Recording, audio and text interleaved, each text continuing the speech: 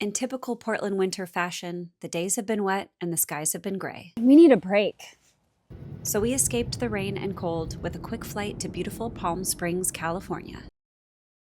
Stick around for a stroll through Old Las Palmas, a visit to the iconic Marilyn statue, a morning walk in Sunnylands. Then we'll grab a drink in Pioneertown, catch a sunset at the breathtaking transmission sculpture, and explore our favorite parts of Joshua Tree National Park.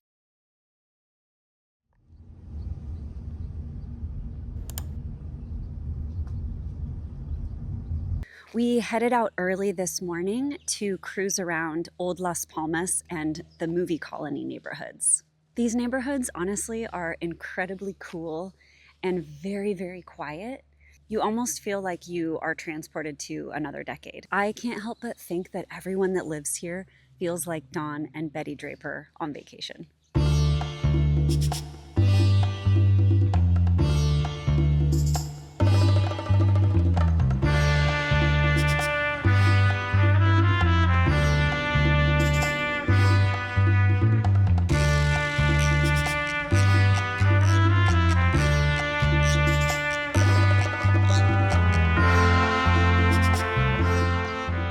So if you wanted a more formal guided tour, there's tons of different companies that you can sign up for, and they'll take you all around these neighborhoods and point you in the right direction. But honestly, if you wanted to just do it on your own like we do, it's just as good, and you kind of get to stumble upon these incredible homes on your own. It's great.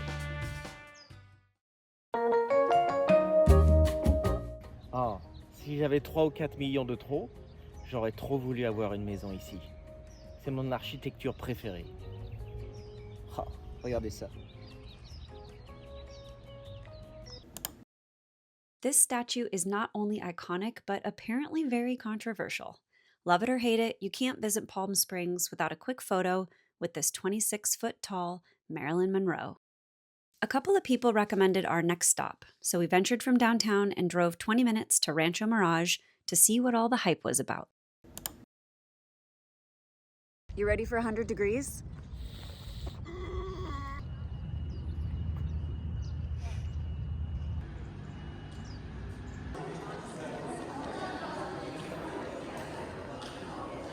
We got up early to beat the heat. I don't know that it worked, but we're here at Sunnylands Gardens, just outside of Palm Springs in Rancho Mirage. Sunnylands is a 15-acre garden center with expositions and a cafe. It's the perfect place to spend a morning.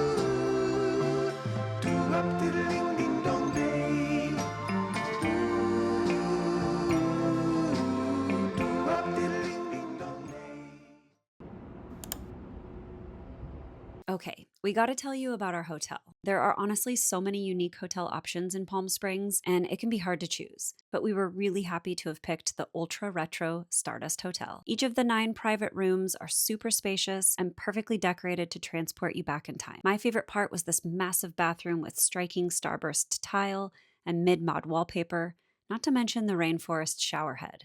So luxe. If you want to cook or hang out with other guests during your stay, the communal kitchen and living room is a really nice perk. There were only a couple of other guests there during our trip, so we ended up having the whole pool entirely to ourselves. Well, almost.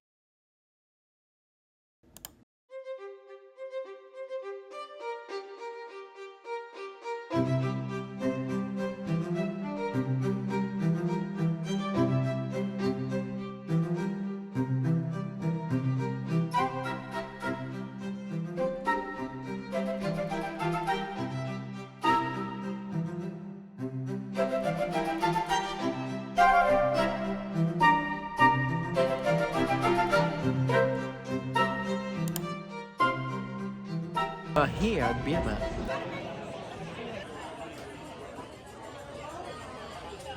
I ordered a cornet, and usually it's about that tall. And tonight it's the big portion, the big guide portion. Good luck!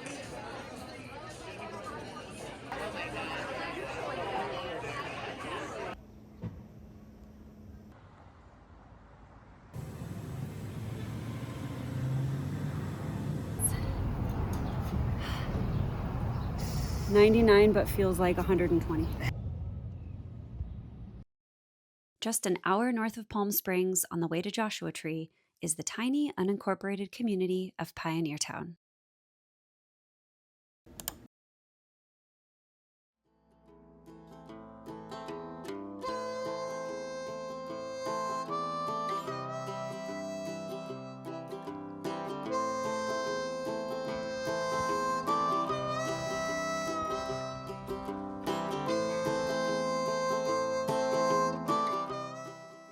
It's fun to just kind of walk through and see what's open. There's little boutiques and candle shops and tchotchkes, and then towards the end of it there's a bar and restaurant or a saloon that you can check out. Our lunch plans have changed. We were gonna go to Pappy and Harriet's, which is pretty iconic here in Pioneertown, but it is such a long wait that we're heading back to the old red barn. What is it? The red barn. Big red, no? Big red.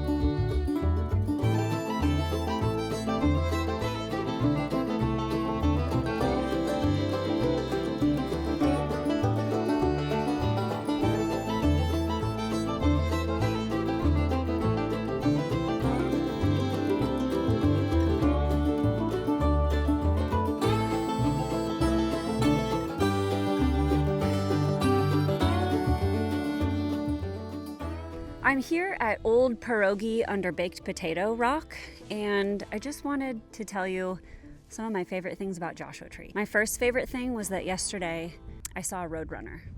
And I don't know if you've ever seen a roadrunner in real life, but they're much smaller than in the cartoons. I did a little reading up on roadrunners, and they don't actually say meep meep, which is a little bit disappointing, but The exciting thing about them is that they can run up to 19 miles per hour. They can fly, but they choose to run. Second favorite thing, tumbleweeds. Have you ever seen a tumbleweed in real life? I hadn't. Yesterday we saw actually two tumbleweeds, one big one, one small one. I'm hoping to see some more today because it's pretty windy out here and it seems like tumbleweed season. And my third favorite thing about Joshua Tree is the overall vibe of this land. There aren't that many people out here and everyone's very respectful and quiet.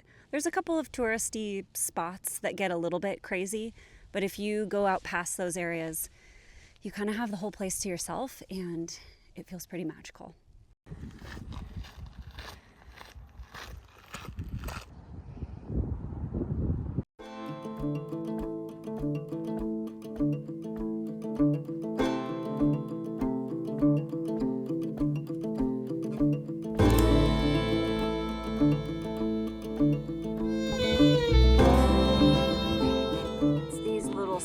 Buggers you gotta watch out for.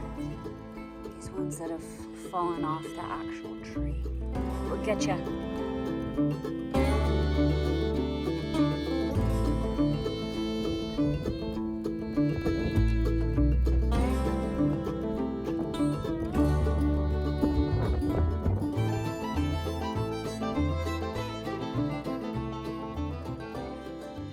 Whew. You guys, Joshua Tree is wild, wild country. It kind of takes it out of you if you like to scramble and you run around on the rocks. Bring water and make sure you take some time to stop and chill. It is beautiful. The rocks are huge.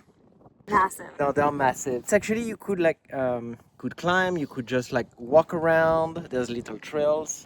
It's kind of like for every ages. Yeah. And don't believe the hype on all the rocks that somebody already named, because the truth is there's lots of rocks that look like a skull. I see one out here in front of me that looks like a big toe. So you know what? There's no sign for big toe rock, but it's out here. Make your own adventure, they say. Yeah. So we recommend this place to everybody.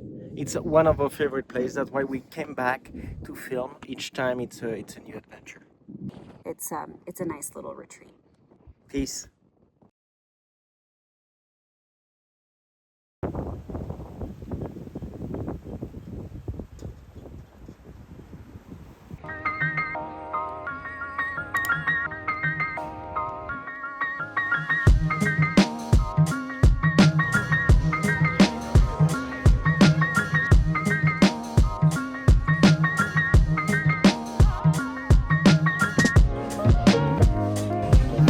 Juicy.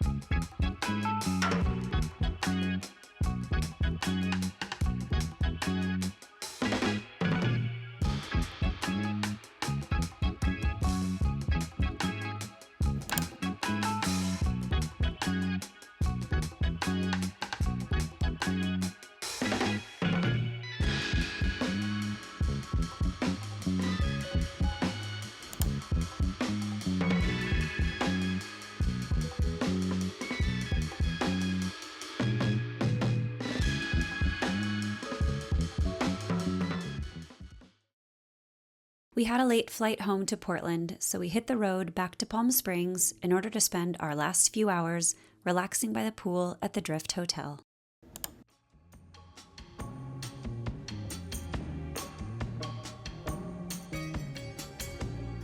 This was definitely the right move. After a couple of days scrambling around the desert, a chill afternoon poolside hit the spot. The Resort Pass app made it easy to reserve 2 loungers for the day, and we had a number of hotels in Palm Springs to choose from.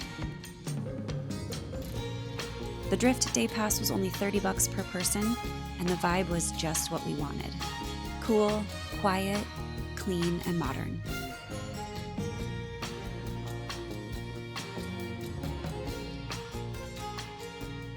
See you next time.